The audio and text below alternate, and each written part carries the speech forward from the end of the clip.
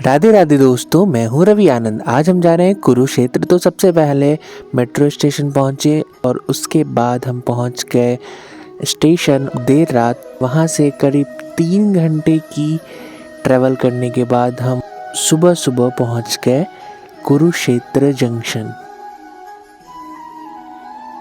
Junction पे ही मुंह धोने के बाद पी गर्मा गर्म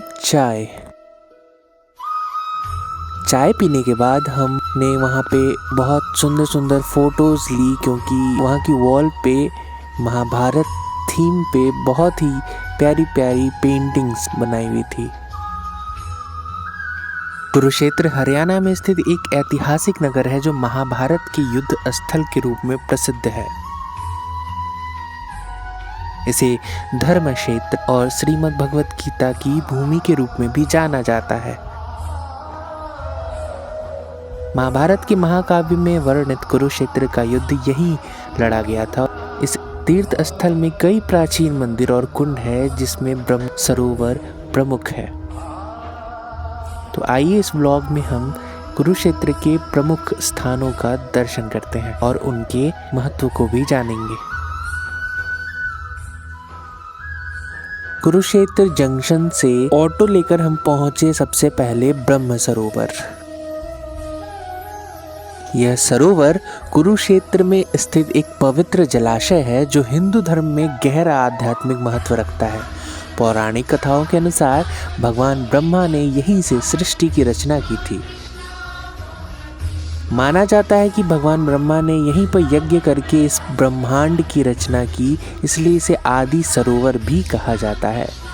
महाभारत के युद्ध के बाद युधिष्ठिर ने सरोवर के बीच में एक स्तंभ स्थापित किया था। दुर्योधन ने महाभारत युद्ध के दौरान छिपने के लिए इसी सरोवर को अपना स्थान बनाया था।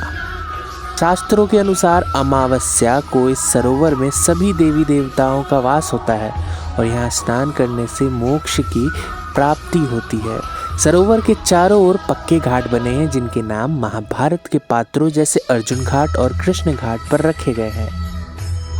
यह एशिया का सबसे बड़ा मानव निर्मित जलाशय है, जो 1800 मीटर लंबा और 1400 मीटर चौड़ा है। 11वीं शताब्दी ईस्वी के अल बरूनी के संस्मरण में ब्रह्म सरोवर का उल्लेख मिलता है। सरोवर के बीचों बीच भगवान शिव को समर्पित एक मंदिर है, जिसके बारे में कहा जाता है कि इसकी स्थापना स्वयं भगवान ब्रह्मा जी ने की थी। हर साल नवंबर दिसंबर में मार्गशीर्ष मास के शुक्ल पक्ष की एकादशी को यहाँ भव्य गीता महोत्सव मनाया जाता है हरियाणा सरकार के द्वारा, जिसमें देश विदेश से श्रद्धालु भाग लेते हैं। सूर्य ग्रहण के अवसर पे यहाँ लाखों लोग स्नान करते हैं, जिससे उन्हें अश्वमेध यज्ञ के समान पुण्य मिलता है।